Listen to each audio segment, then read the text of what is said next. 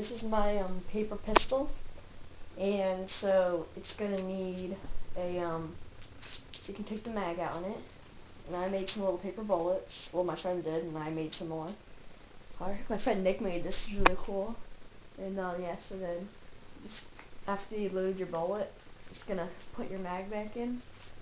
Sorry, mine's a little old, so it doesn't work as well. Like if you made one like this, it would work a lot better. Cause this one I got like 2 years ago, and I had to carry it. Well, yeah, it's been a while anyway. So you get the point. So, but then what you're going to do is slide your bullet in right here, close this back up, and then